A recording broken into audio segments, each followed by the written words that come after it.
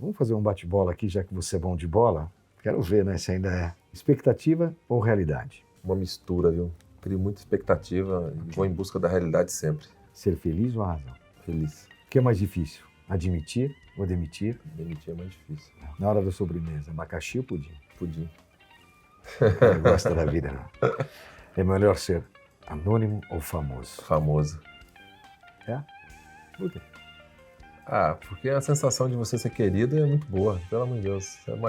Todo dia tem algo que te emociona, que te faz se sentir uma pessoa bacana.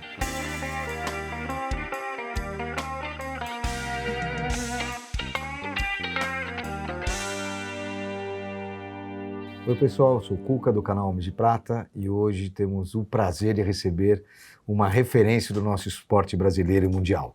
Hoje vamos falar com uma pessoa muito querida, um amigo meu pessoal além de tudo, Giovanni Gávio. Porra, muito prazer, adorei você ter Beleza, vindo Cuca? aqui para a gente contar um pouquinho dessa trajetória. Muito bom, obrigado pelo convite. Imagina. Giovanni, você já é um homem de prata, tá com cinquentinha, chegou. Chegou, né? Chegou. Tudo passa, né? Até a uva passa. Didio, me fala uma coisa, no esporte se para muito cedo. E esse período de transição, você vê, o programa fala muito de transição aos 50, mas a transição, no seu caso, de esportista foi antes. Aconteceu aos 35. Então, me conta um pouquinho como é que você se preparou e como é que está chegando hoje e o que pensando para frente.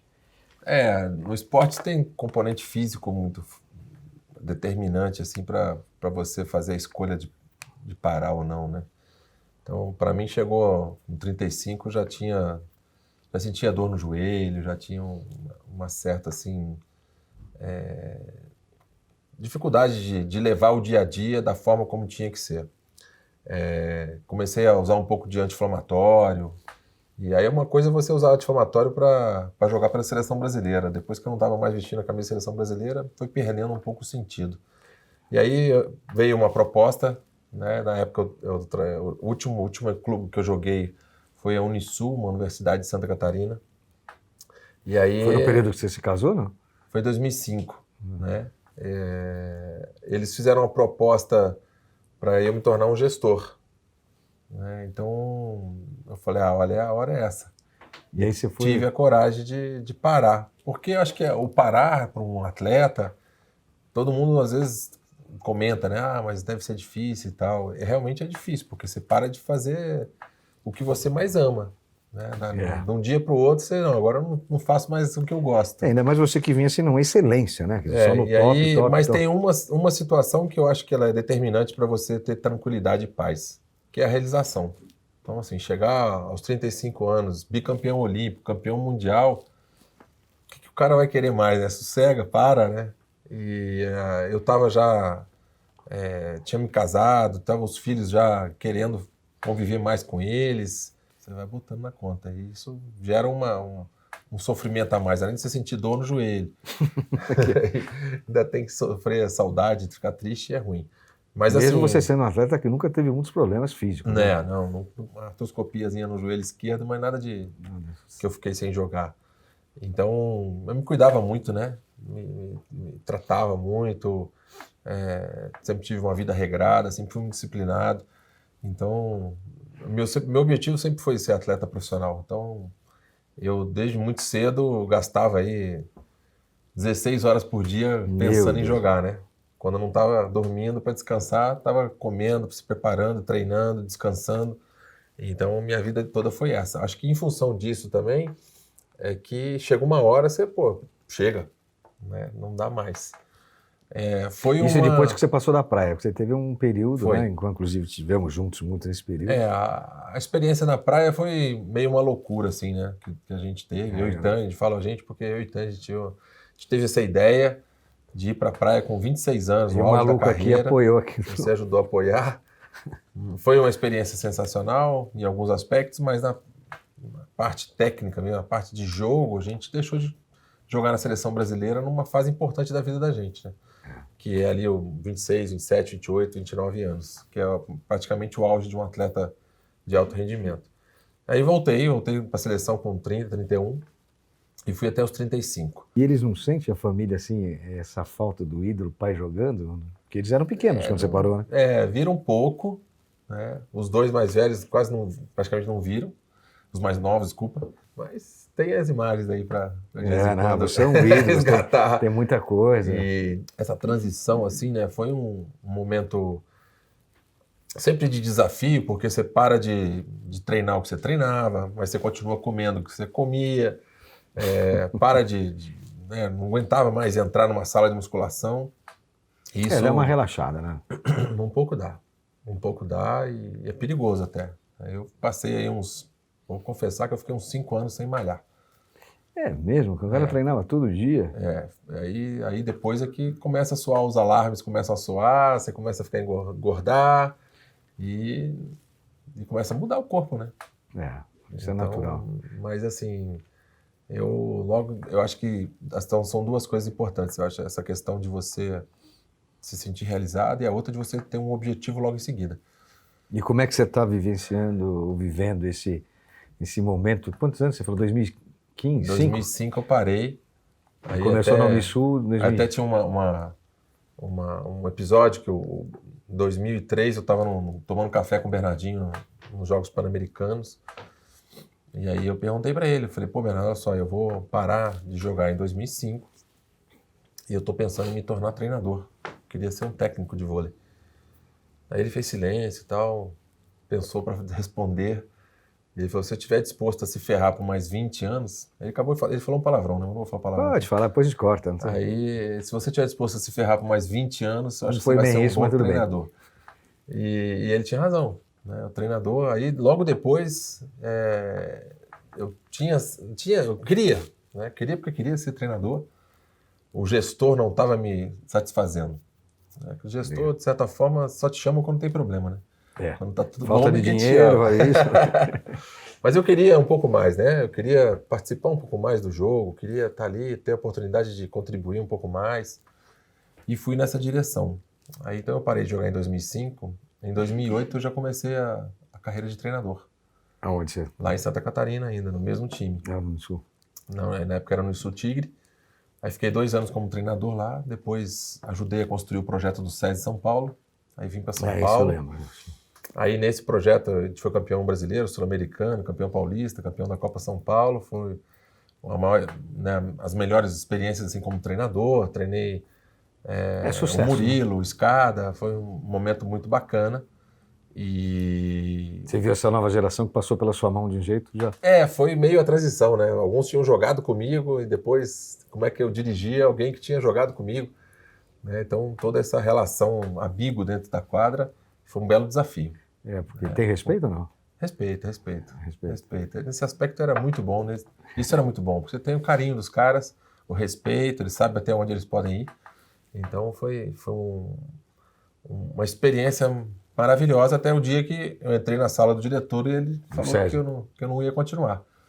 E aí foi talvez um outro momento de se reinventar, né? Que eu acho que a gente começa a entrar numa idade de que começa a cair as fichas, né?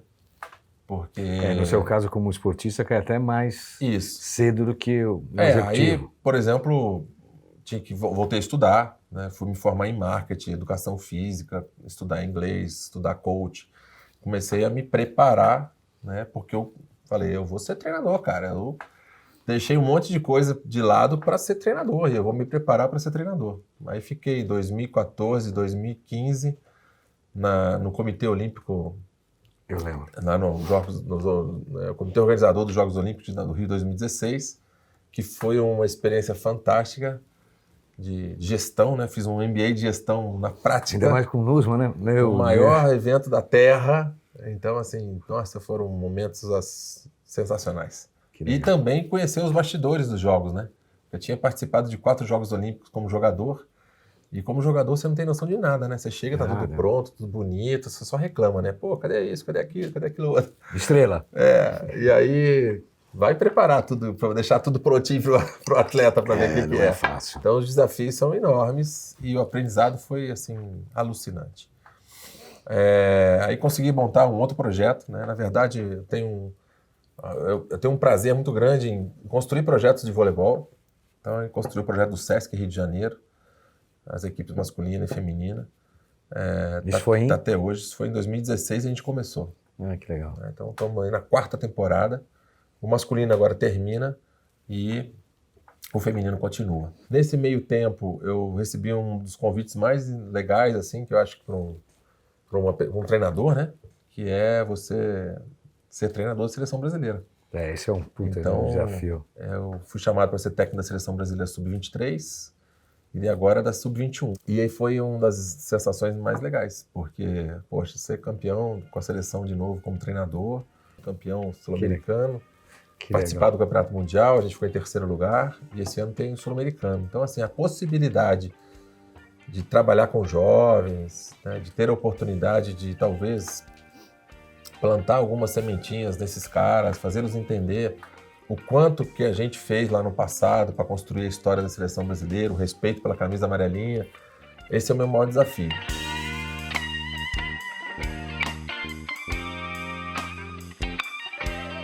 Para ficar claro, é mais gostoso competir ou dirigir?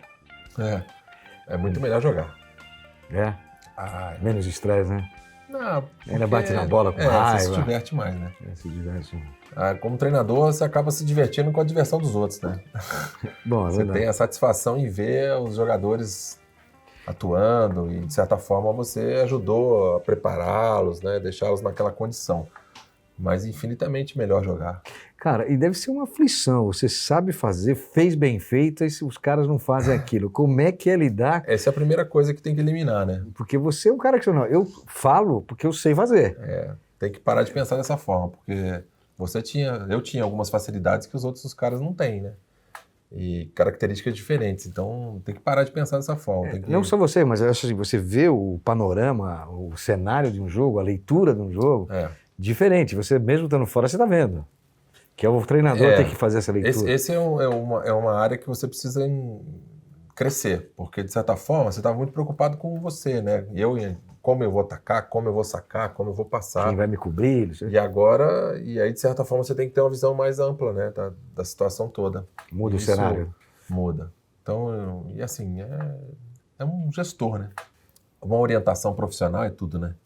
Então, eu acho que hoje, o que esses jovens têm, eles têm que aproveitar muito. Por isso que a gente acha que eles deveriam ter resultados muito melhores do que os nossos, porque o equipamento é melhor, a preparação física é muito mais elaborada e estudada e sabe-se o que fazer. Recursos Na são nossa mais época, fartos, né? Poxa, tinha que fazer muito teste, a gente virava cobaia, vamos experimentar isso, vamos experimentar aquilo.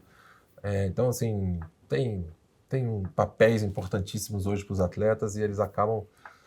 Mas esse assim, eu a acho transição que a grande diferença é um pouco... A gente tinha muita paixão. E isso movimentava... Tem ainda, né? Porque para a gente estar aqui fazendo o que a gente faz até hoje, a gente tem que ser apaixonado. Porque é uma luta insana, porque querendo ou não... Hoje esses caras treinam 1h30, 2 e já estão cansados, já querem ir embora, não querem mais treinar. A gente treinava, ficava, batendo bola, inventando bola. E por isso que qualquer lugar era motivo para a gente brincar. E ficava um pouquinho mais, faz mais 10 bolas, faz mais 20 bolas.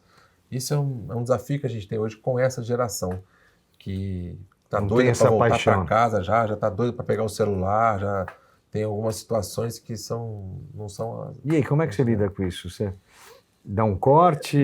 O meu papel, cara, é inspirar esses caras, né? É mostrar para eles que sem esse fogo, sem essa paixão, a gente está morto, a gente não vai chegar onde eles acham ou onde eles poderiam chegar, né? Hoje esses jogadores ganham mais que na sua época ou não? Na minha época, por exemplo, não tinha ninguém ganhando $1 milhão. Hoje tem. O maior salário que tinha na época era uns $500 mil, assim. Hoje tem nego ganhando $1 milhão, $1 milhão e 200. Na Rússia, no Japão, esses lugares mais ricos. Tem um rei que jogou em Modena também, tinha então, 500 assim, mil. Os caras têm condições melhores do que a gente, sem dúvida. Escuta, me fala uma coisa, cara, e o que você transmite pra gente agora, para esses homens de prata, é que você está chegando. A tua experiência, tudo é muito... Você está empreendendo em outro segmento, que está dentro da mesma área. Eu acho que a gente vai ficando mais velho e vai dando a vontade de compartilhar mais, né? De servir. Eu acho que a palavra servir, ela é perfeita. E foi um dos maiores aprendizados da minha vida, foi esse. Eu prefiro muito mais servir do que ser servido. E eu acho que esse é o momento né? Onde eu tenho ainda muita vitalidade, tenho muita vontade de trabalhar, já tenho conhecimento de muita coisa, ainda falta, lógico que nunca vai acabar né, a esponja, você tem sempre que trazer coisas boas para dentro. Vontade, né? Conhecimento sempre, nunca é demais, mas assim, já estou começando a fazer um projeto social com garotos. Conta um pouquinho, é legal, as pessoas têm. Logo a gente vai fazer o lançamento do primeiro núcleo do Instituto Giovanni Gáveo. Vai ser onde? Vai ser na Rocinha, no Rio de Janeiro. Porra, que bacana. Lá a gente quer atender lá umas 100, 200 crianças, adolescentes, jovens, para passar um pouquinho os valores do esporte para eles, né? Eu falo assim, é uma juventude que, na sua maioria, ela já está acostumada a perder. Já sai perdendo. Já nasce perdendo, já nasce sempre tendo algo muito desafiador para eles. E aí, não que o esporte seja, vamos ensinar eles a ganhar através do esporte, também. Mas eles podem resgatar essa autoestima deles, buscar um resultado com uma universidade, né, com uma formação. E você pretende ampliar isso fora do Rio? Esse é o projeto, né? Eu fico sempre me perguntando, por que o Papai do Céu me deu essa oportunidade, né? É tanta coisa, de ter 2 medalhas olímpicas, de ser alguém que inspira outras pessoas. 4 filhos bem saudáveis. 4 filhos saudáveis, né? Esposa maravilhosa. Então, por quê? Com certeza é para inspirar outras pessoas. Tá certo. A buscar os seus sonhos, buscar os seus objetivos. E dentro do seu trabalho, o que é mais difícil? Convocar ou desconvocar? Desconvocar. O dia do corte é triste.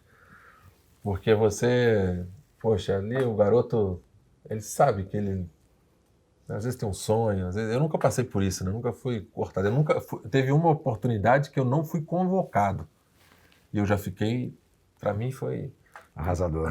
Mas na minha vida, assim, todos os percalços, as pedras que eu encontrei no caminho nunca foram suficientes para me parar. Sempre para me tornar uma pessoa melhor. E foram momentos importantíssimos. Olha, eu torci o joelho em 92, no auge de tudo acontecendo, né? Campeão olímpico. Barcelona. Nós somos campeões olímpicos em Barcelona em agosto. Em novembro eu torci o joelho no Japão. Então, passei por um perrengue, passei por uma situação de medo. Poxa, será que... E tinha uma lesão no cruzado, que é um ligamento importante. Aí isso foi muito, muito forte para mim. O parar de jogar, né, foi um outro desafio também que eu tive que me reinventar.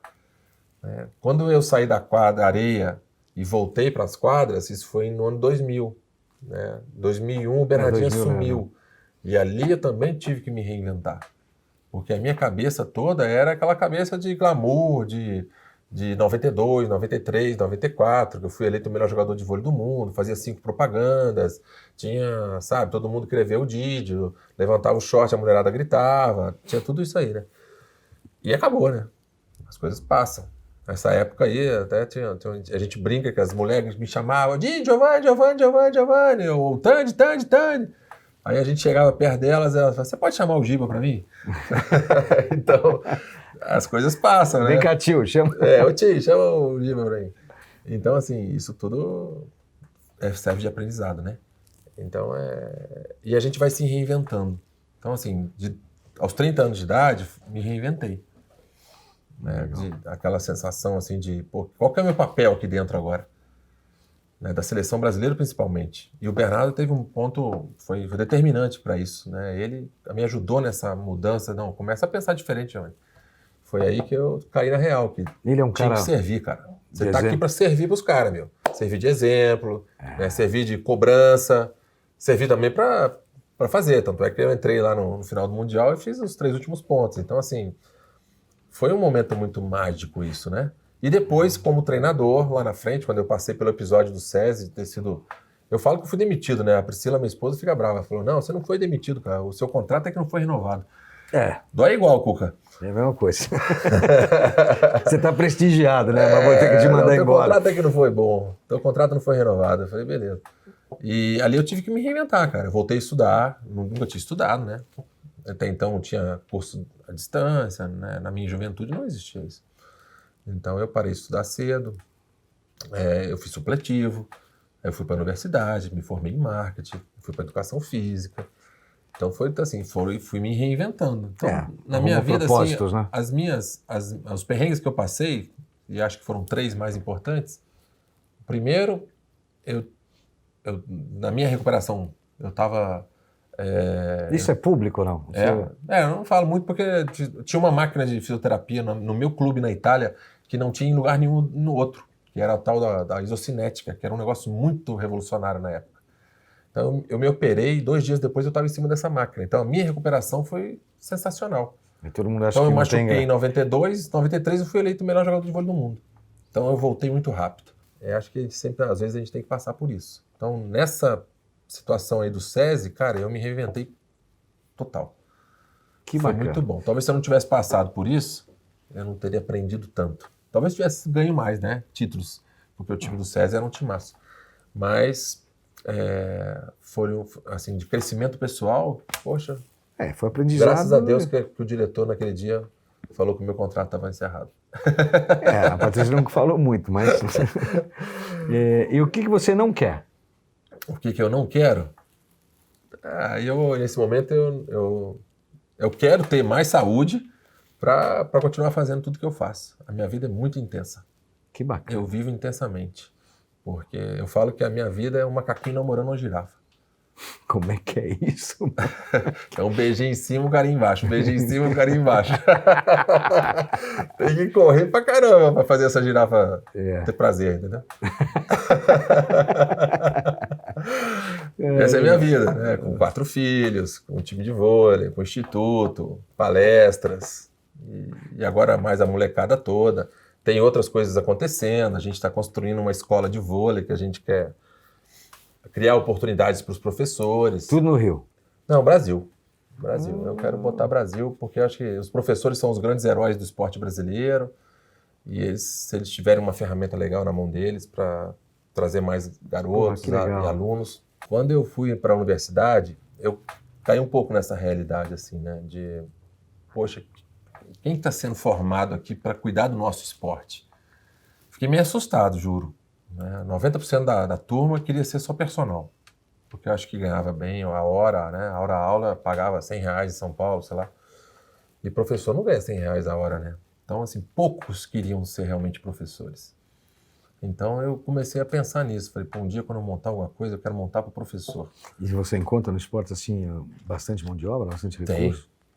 Tem muita gente apaixonada que, puxa, com muito pouco faz muito. Um pouquinho, às vezes bota um saco de bola nas costas. O futebol nas comunidades é assim, né? Enche a Kombi, né? Ainda tem Kombi ainda para levar a garotada para jogar no final de semana. Mas esses caras são os heróis, cara. E esses caras, para mim, se eu puder ajudar, eu vou ajudar. Bacana. Giovanni, tem uma coisa que para nós é mais fácil que talvez para você, né? A gente vê um cara ganhando, sendo o melhor do mundo, putz, representa o nosso país, puta, que emocionante ter um representante assim. Mas e você? Como é que caiu a ficha, tá na sua cama, pensando, há um ano atrás eu estava ferrado do joelho e hoje eu sou o melhor do mundo. Recebi agora, o que eu faço com isso? De certa forma, isso sempre foi um motivo de acordar cedo, treinar e sentir dor e ir para dentro, né? Desde muito pequeno eu falei, eu queria ser o melhor jogador de vôlei do mundo. Falei isso pro meu pai aos 14 anos, falei isso pro Montanaro quando eu cheguei no Banespa lá, eu tinha os meus 17 anos, achei que ele fosse falar, esse moleque é maluco. E ele falou, só depende de você, cara. Só que é o seguinte, você tem que treinar pra caramba. E aí, poxa, vamos treinar, né? Vamos pra parede, vamos bater bola na parede. O técnico dizia que a bola não encaixava na minha mão. Eu falei, não, ela vai encaixar, cara, pode deixar. Aí o Montanaro, não, vai pra parede, fica batendo a bola na parede. Até encaixar. Até encaixar. Então a minha vida foi toda essa em busca disso. Mas eu vou confessar pra você que o dia que eu ganhei a placa, né, de melhor jogador de vôlei do mundo, foi uma realização enorme, sem dúvida. Mas a gente não foi campeão. Então, assim, putz, o que adianta ser o melhor do mundo, mas o Brasil não ganhar?